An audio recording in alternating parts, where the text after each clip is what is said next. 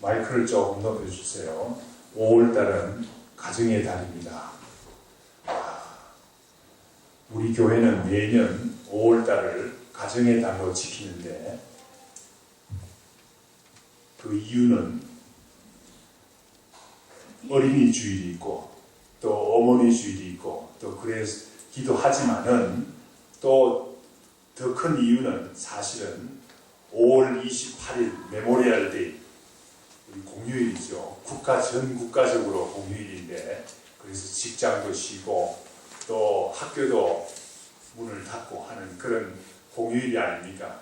그날을 기해서 매년 우리 교회가 전교인 소풍이라고 해서 전 가정이 다 나와서 같이 즐기고 교제를 나누는 귀한 시간을 갖습니다. 음식도 풍성하게 하고 또 선물도 또 많이 받아가요. 뭐 교회에 돈을 쓰는 것이 아니라 어떤 우리 성도님이 열심히 노력해서 또 이렇게 기증도 받고 해서 또 좋은 선물도 또 있고 하니까 또 오셔서 말이죠. 같이 좋은 시간 갖는 우리 교회의 발전에 참 밑바탕이 되는 그런 귀한 좋은 시간이 되기를 간절히 바랍니다. 이 가정과 교회는 하나님께서 세우신 기관입니다. 하나님께서 가정을 어떻게 왜 세우셨습니까? 창세기 2장 18절 말씀에 보면 사람이 혼자 사는 것이 좋지 못하니 내가 돕는 배필을 지으리라 하고 하나님께서 가정을 만드신 이유를 밝히고 있어요. 가정을 또한 어떻게 만들었습니까? 남자가 부모를 떠나서 그 아내와 합하여 한 몸을 이룰지로다. 가정을 어떻게 만들어야 된다는 방법을 하나님께서 성경 말씀에 기록해 두셨습니다. 하나님께서 그러므로 가정은 하나님께서 만드신 기관이에요. 얼마나 귀한 기관인지 알 수 없습니다. 교회는 어떻습니까? 교회는 우리 주님께서 세우신 기관이죠. 내가 이 반석 위에 내 교회를 세우리니 이 반석, 이 말씀의 반석 위에 내 교회를, 주님의 교회를 세운다 그랬어요. 엄부의 권세가 이기지 못하리로다. 교회와 가정은 우리 하나님께서 세우신 기관입니다. 오늘 본문 말씀을 보면 여호와를 경외하는 사람들이 받는 가정의 복을 증거하고 있어요. 그런데 오늘 본문 말씀 시편 128편에 서두에 보면 또한 성전에 올라가는 노래라고 되어 있습니다. 왜 성전에 올라가는 노래입니까? 가정의 복을, 여호와를 경외하는 사람들이 받는 가정의 복을 이야기하고 있는데 성전에 올라가는 노래라고 제목이 붙어 있어요. 이 말씀은 무엇입니까? 그 당시에 구약시대 때 이스라엘 백성들이 하나님의 성전에 나아갈 때 가족 단위로 나아갔어요. 가족 단위로 청계를 올라가면서 이 노래를 부른 줄로 믿습니다. 그러므로 오늘 본문 말씀은 하나님을 경외하는 사람들이 받는 가정의 복을 이야기하지만 또한 본문 말씀의 내용에 보면 성전을 통해서 받는 복을 얘기하고 있어요. 이 세상에 부귀 영화를 누구보다도 많이 누린 솔로몬의 고백이 있죠. 전도서 12장 13절 말씀에 보면 일의 결국을 다 들었으니 하나님을 경외하라. 그의 명령을 따르라. 이것이 사람의 본분이라 하고 솔로몬은 말했어요. 이 사실은 무엇을 말합니까? 여호와를 경외하는 것이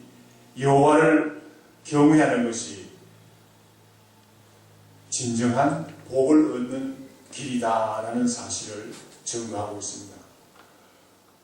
로마 군대의 백부장 고넬료는 어떤 사람입니까? 고넬료는 하나님을 경외하는 사람이었어요. 사도행전 10장 2절 말씀에 보면 그가 경건하여 온 지방과 더불어 하나님을 경외하며 많은 백성을 구제하고 항상 하나님께 기도에 힘쓰더니 라고 했습니다. 그러므로 고넬료는 로마 군대의 백부장이었지만은 하나님을 경외하는 사람이었어요. 군인인데도 불구하고 이방인인데도 불구하고 하나님을 경외하는 사람이었어요. 그럴 때에 하나님께서 하나님의 사자를 보내지 않았습니까? 하나님의 사자를 보내서 요바에 있는 베드로라는 사람을 초빙해라. 그래서 고넬료는 요바에 사람을 보냈습니다. 요바에 사람을 보내서 베드로를 초빙했습니다. 말씀을 들었는데 온 가정 친척들을 다 불러 모았어요. 그럴 때 말씀을 들을 때에 성령 충만해서 온 가정이 복받게 되는 그런 일을 저희들은 사도행전에서 볼 수 있습니다. 오늘 본문 말씀을 통해서 온 가정이 복받는, 성전을 통해서 복받는 그런 은혜가 넘치기를 간절히 축원합니다. 하나님을 경외하는 사람들이 받는 복은 어떤 복이 있습니까? 오늘 본문 말씀 2절 말씀에 보면 하나님을 경외하는 사람들이 가정의 사람들이 복을 받는 그 첫째 목록에 보면 먼저 수고한 대로 먹을 복을 받는다고 그랬어요. 먼저 수고한 대로 먹을 복을 받는다고 했습니다. 그럴 뿐만 아니라 수고한 대로 먹을 뿐만 아니라 모든 일에 있어서 형통하는 복을 얻는다고 했어요. 우리가 사실은 미국이라는 풍요로운 나라에 살고 있기 때문에 뭐 먹고 사는 것이 그냥 그저 되는 걸로 이렇게 잘못 생각하기 쉽습니다. 그러나 우리가 세계를 둘러볼 때 우리가 먹고 사는 이 일들이 얼마나 어려운 일인지요. 먹고 살기 위해서 수고하고 애써도 먹을 것을 제대로 얻지 못하는 많은 이 세상의 사람들이 있어요. 그런 사람들을 생각할 때 우리는 얼마나 복받은 사람들인지 모릅니다.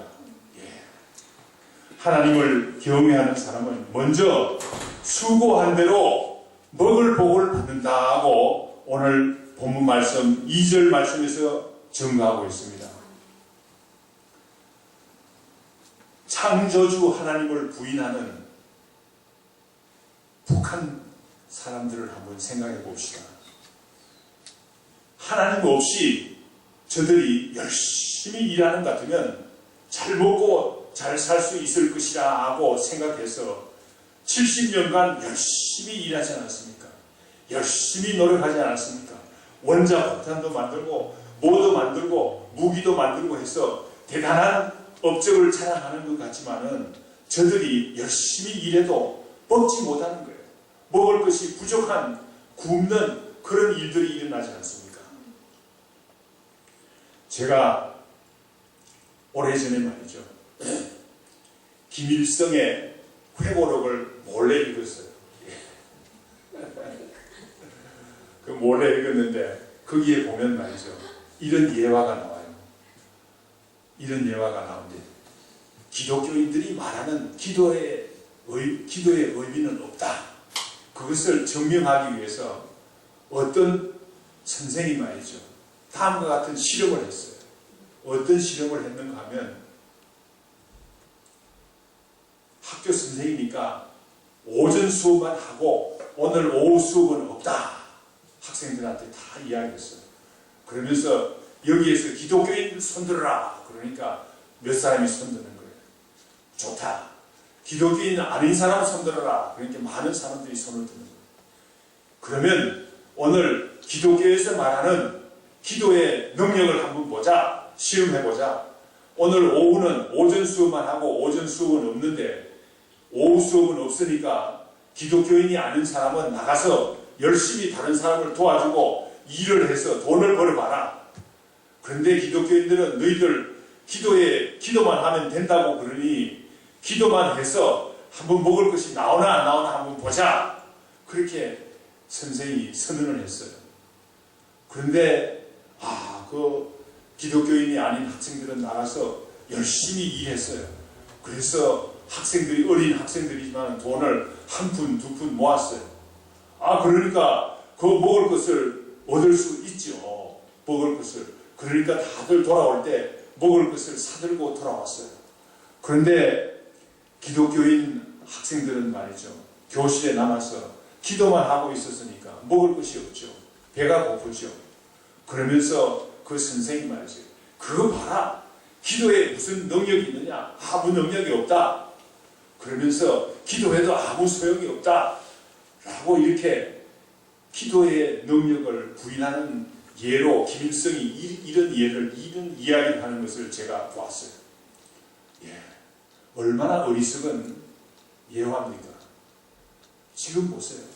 지금 북한은 먹을 것이 없어가지고 먹을 것이 부족해서 원래 좋은 기대를 많이 해도 쌀이 수십만 톤이 부족한 북한 백성들이 먹기에 수십만 톤이 부족한 그런 형편이 된다고 신문 보도를 보았습니다. 먹을 것이 늘 부족하죠. 저희들은 원자 폭탄을 가졌다, 무엇을 가졌다 자랑하지만은 먹을 것이 없는데 어떡합니까? 먹을 것은 하나님께서 주셔야지 먹을 것을 얻을 수 있어요.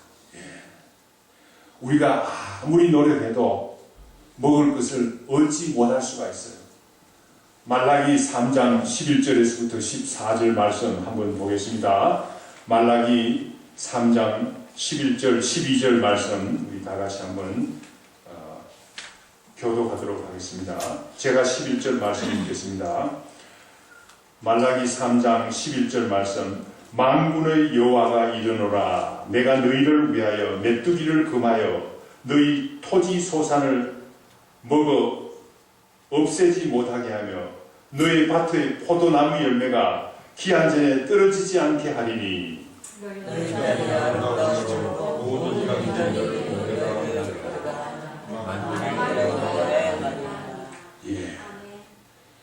이 말씀은 무슨 말씀을 하고 계십니까? 하나님께서 너희들이 아무리 농사지어서 수확을 많이 거두어 드리려고 해도 만약에 내가 메뚜기 떼를 보내가지고 채소를 다 먹어버리면 어려서 먹어버리는 것 같으면 채소 농사가 그게 다 헛것이 된다. 채소 농사 다 버린다. 먹을 것이 없다. 하나님께서 그렇게 말씀하시지 않습니까? 포도나무를 너희들이 잘 가꾸어 가지고 열심히 일해서 기름 주고 해도 내가 우박을 보내서 열매가 있기 전에 다 떨어지게 하면 포도농사 망치는 게 아니냐, 그 말씀이에요. 그러므로 하나님께서 허락하시지 않는 것 같으면 우리가 아무리 노력해도 먹을 수 없는 그런 형편에 이르는 것을 우리는 알 수 있습니다. 우리 자신만 그렇게 아는 것이 아니라 우리 주위에 있는 사람들도 그 일어난 일들을 보고 다 아는 거예요. 우리는 미국에 살고 있어요. 그래서 먹고 사는 문제가 쉬운 문제이기 때문에 이거 그냥 그저 복을 얻고 사는 거예요. 우리가 감사해야 돼요. 우리가 미국 밖에 나가서 멕시코를 간다든지 다른 나라를 여행하는 것 같으면 먹고 살기가 힘든 사람들이 얼마나 많은지 알 수 없어요. 우리가 이 사실을 분명히 알아야 돼요. 미국은 왜 그러면 이렇게 먹고 사는 일들이 풍부합니까? 하나님의 말씀대로 살려고 애써왔는 그런 나라니까 그렇죠. 하나님께서 복을 주셔서 그렇게 된 거 아닙니까? 그런데 요사이 보면 하나님의 말씀을 자꾸 떠나려고 그래요. 우리 젊은이들이 말이죠. 하나님의 말씀을 듣지 못하니까 하나님의 말씀을 들을 때는 총기 사건이 총이 요새만 있었는 게 아니에요. 옛날에도 총이 다 있었어요. 총이 다 있었는데 요사이는 젊은이들이 크레이지가 되는 거예요. 왜 크레이지가 됩니까? 하나님의 말씀을 듣지 못하니까 물이 없어 기간이 아니라 양식이 없어 주림이 아니라 하나님의 말씀을 듣지 못한 기간에 걸리니까 청년들이 다들 미치는 거예요. 뭐 테러들이 사람을 죽입니까? 안 그래요. 이유가 없어요. 뭐 학교 총기 사건의 범인들을 잡아서 조사를 해보면 배우가 없어요. 배우가 없는데 그저 그냥 마음이 그냥 크레이지가 되는 거예요. 하나님의 말씀을 학교에서 주기도문도 폐했죠. 하나님의 말씀도 못 가르치게 하죠. 이러니까 청년들이 크레이지가 되는 거예요. 이 나라가 어떻게 될지 참 앞으로 얼마나 어떻게 될지 알 수가 없어요. 우리가 하나님의 말씀으로 우리 자녀들을 잘 교육할 때 우리 자녀들은 귀한 백성들이 될 줄 믿습니다.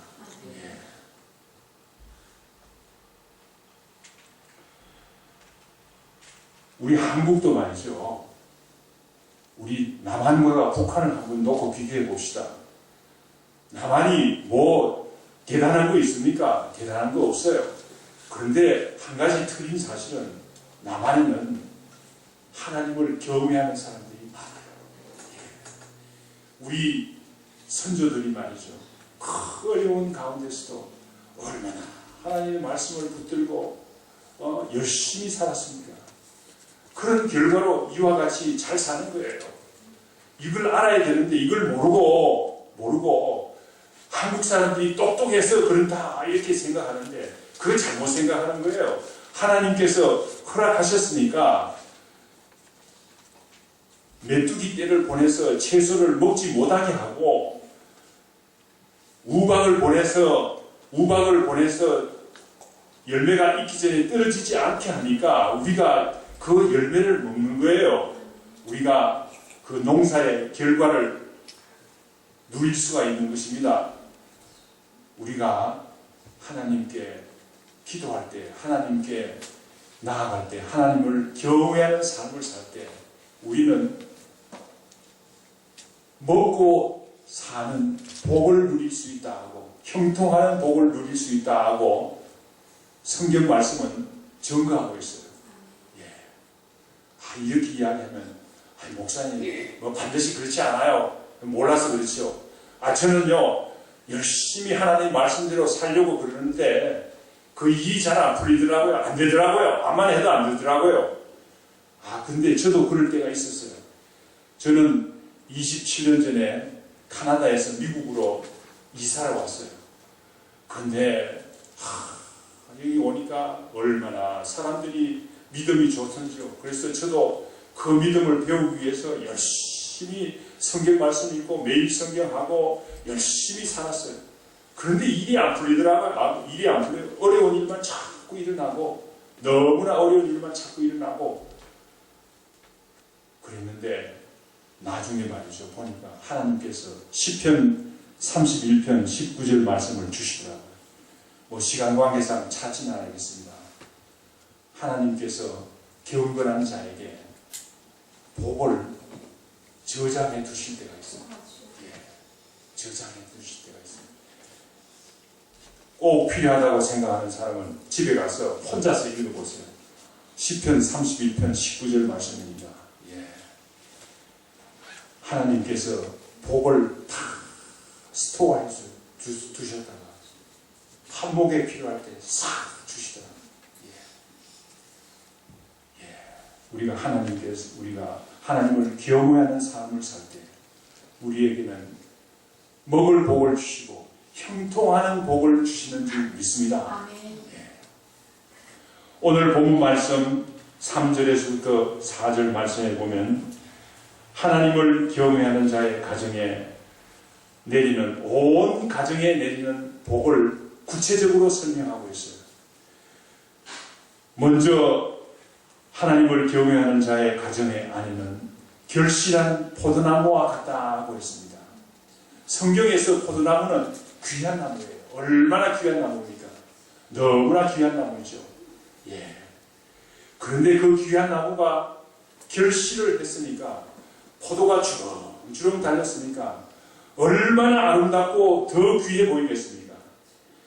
하나님을 경외하는 자의 가정의 안에는 이와 같이 귀하고 결실한 포도나무와 같다고 했습니다. 예. 하나님을 경외하는 가정의 안에는 성령 충만해서 아름답고도 건강하고 생산적이 되는 거죠. 하나님을 경외하는 사람의 가정에서는 가정이 화목하지요. 가정이 화목하니까 아내를 사랑하지요. 그러니까 아내가 자신감이 있어요. 자신감이 있으니까 아내가 처리를 잘하죠. 아내가 일을 자신있게 처리할 수 있도록 남편들이 힘을 줘야 돼요. 힘을 실어줘야 돼요. 그래야지 능력을 발휘할 수 있는 거예요. 아내가 결실한 포도나무와 같다 하고 성경 말씀은 증거하고 있어요. 예. 여호와를 경외하는 자의 가정의 안에는 이와 같이 결실한 포도나무와 같다 하고 증거하고 있습니다. 하나님을 경외하는 자들의 가정에 자녀들은 어떻습니까? 자녀들은 3절 하반절 말씀에 보니까 자식들은 감람나무와 같다고 했어요. 예. 감람나무가 뭐 우리가 잘 모르는 나무 같지만은 아니에요. 남가주에 살고 있는 사람은 발에 치는 게 감람나무예요. 올리브 나무가 얼마나 많습니까? 귀찮을 정도로 많죠. 그런데 그 올리브 나무가 얼마나 귀한 나무인지 모르죠. 예. 올리브 나무가, 감람나무가 참 귀한 나무입니다.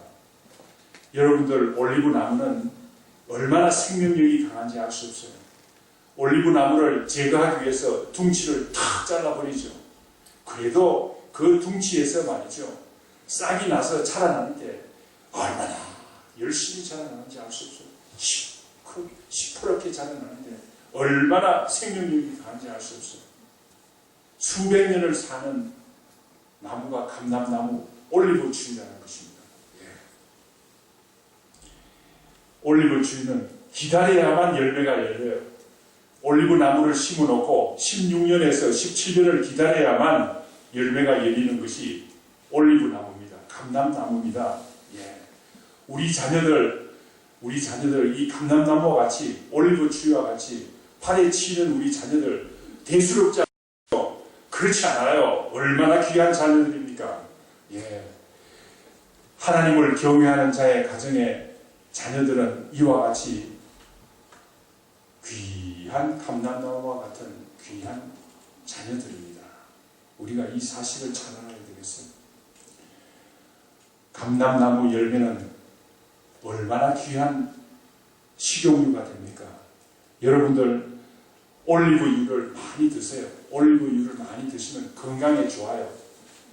지중해 연안에 가면 그레데 섬이라는 섬이 있는데 그 그레데 섬의 사람들은 특히 올리브유를 많이 먹는답니다.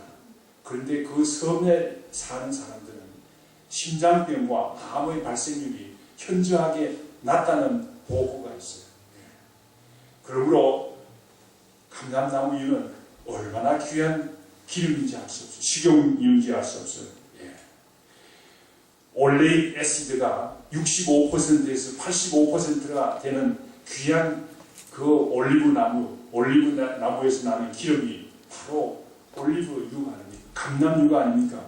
구약 성경에도 보면 성전을 밝힐 때는 감람나무유를 사용했어요. 감람나무를 사용했습니다. 성막을 지을 때에, 광야에서 성막을 지을 때는 감람나무가 없었어요. 그래서 조각목, 아카시아 나무로 성전에 들어가는 여러 가지 기구들을 만들었죠. 그래서 그 기구들을 만들어서 금으로 쌌죠. 그렇게 했는데 솔로몬이 성전을 건축할 때는 감람나무가 많았어요. 그래서 성전에 들어가는 기구들을 만들 때, 성전의 문을 만들 때, 성전의 여러 가지 귀한 기구들을 만들 때는 감람나무를 사용했어요. 이와 같이 감람나무는 구약 성경에서 감람나무와 같다 하는 것은 얼마나 귀한 자녀들인가.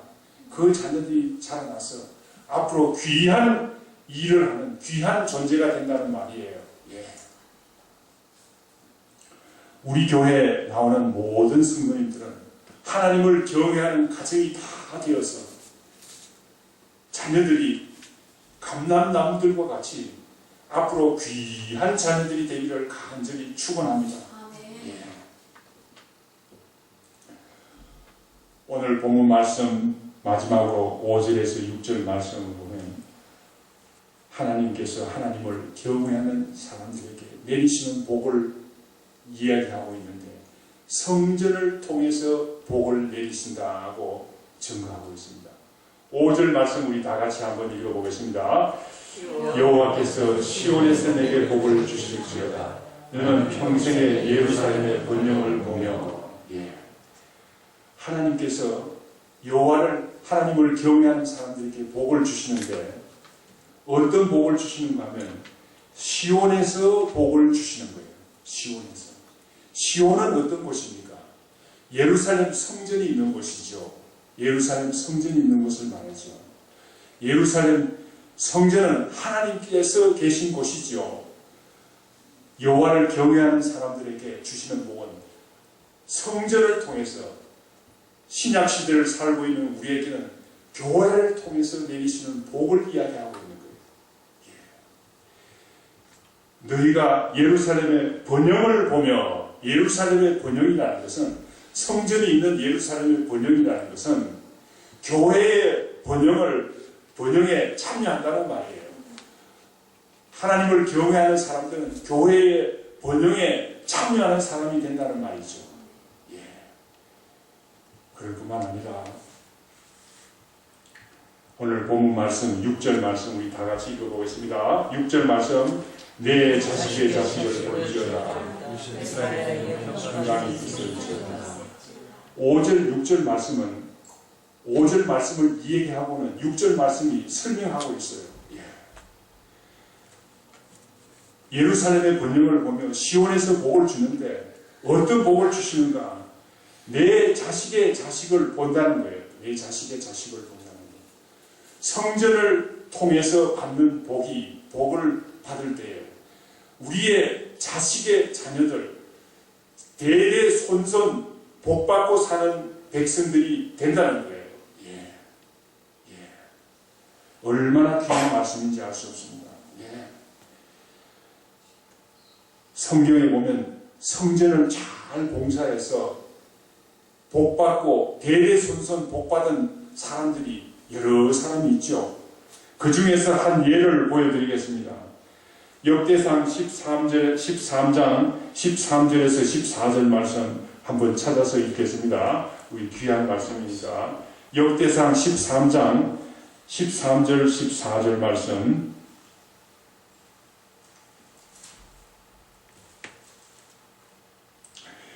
찾으신 줄 알고 제가 읽겠습니다. 다윗이 궤를 옮겨 자기가 있는 다윗성으로 메어 들이지 못하고 그 대신 가드 사람 오벳 에돔의 집으로 메어 가니라.